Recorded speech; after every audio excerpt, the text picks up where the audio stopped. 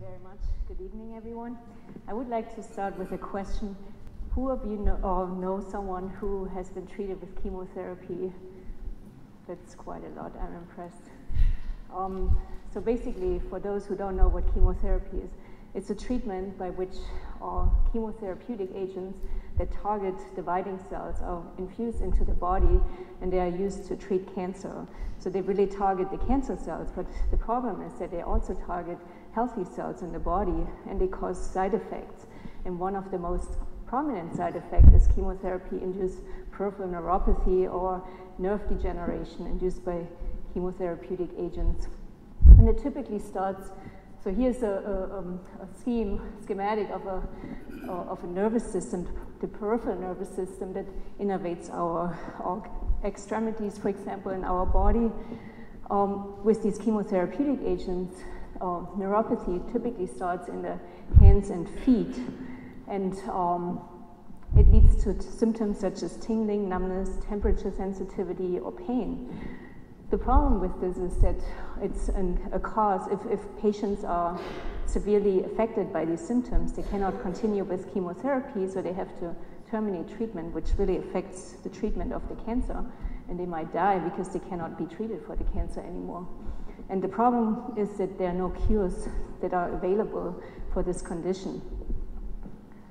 So we are using, in my lab, the zebrafish as a model system to study neuropathy, because zebrafish are very easy to maintain. We can put chemotherapeutic agents into the water, and most important of all is they're very similar in terms of their genetic or genes that they have to humans. So it's known that about 82% of genes that cause diseases in humans also are maintained in the zebrafish.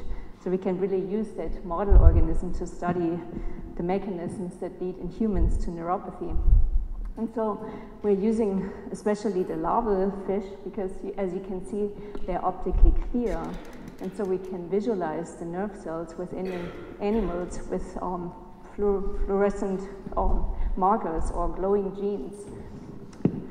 So here you can see a zebrafish in which we have visualized the nerve endings in the skin, and we can now add a chemotherapeutic agent such as Taxol, for example, to the water, and we can study how these nerve endings degenerate over time.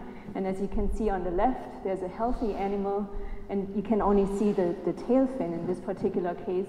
And on the right, there's a fish that has been treated with Taxol, and you can see how the nerve endings in the distal fin are degenerating.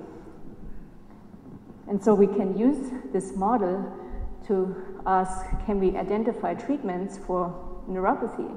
And so we can treat these fish with Taxol, for example, or other chemotherapeutic agents, and then we can add other compounds that could be candidates to treat this disease or this condition. And so we have identified basically a compound. Can I have the next slide, please?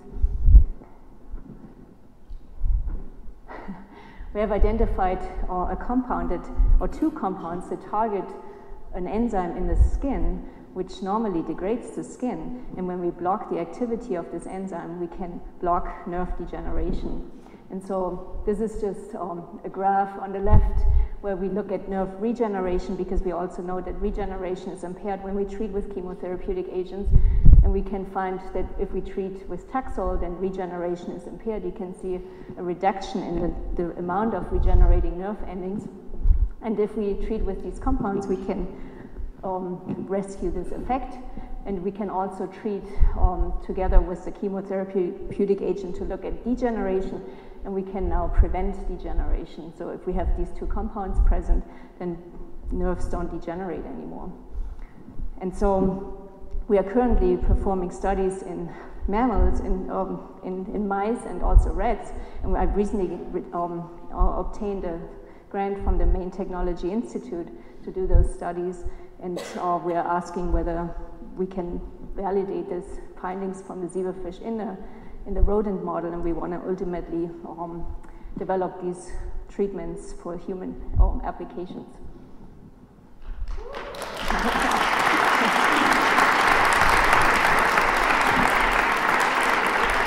Thank you, Sandra. Any questions to start off with? Anybody has anything? Over here? How long would it take So the question is, how long will it take to go from zebrafish to humans?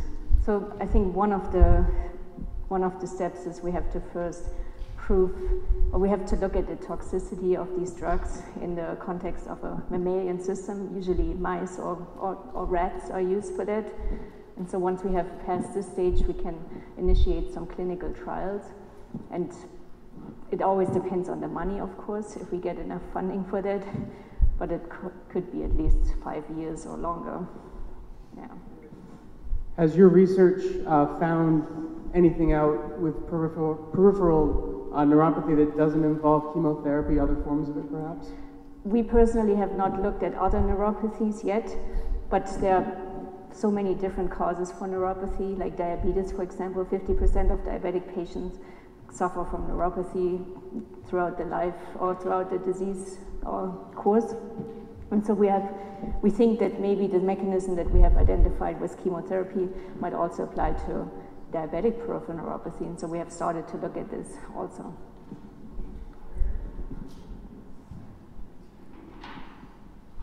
Is it at all possible that the treatments that you're doing, while better for the nervous system, would impede the effectiveness of chemotherapy treatment? It's also another possibility, so we have to look at this and use rodent models with tumors, for example, to see if those drugs that we found don't inhibit the tumor treatment, or maybe even make the tumors grow. But I think the target that we have identified, this enzyme, it also is active in tumors, and so it might be a good thing if we target it to inhibit its activity. We might also treat the cancer at the same time. I noticed that where you treated, you encouraged regeneration on the tails, that it actually was greater than the healthy. So is that a problem? Could you have like crazy cells growing? I don't think it was greater. Maybe it was the other graph that was a little bit greater. When we prevented it, it seemed to be that they're slightly more. It's not significant statistically, but we weren't able to completely have the nerve regeneration restored to the amount that normally occurs after an injury, for example. But I think we have the hope that potentially nerves that are already degenerated, we can promote their regeneration later.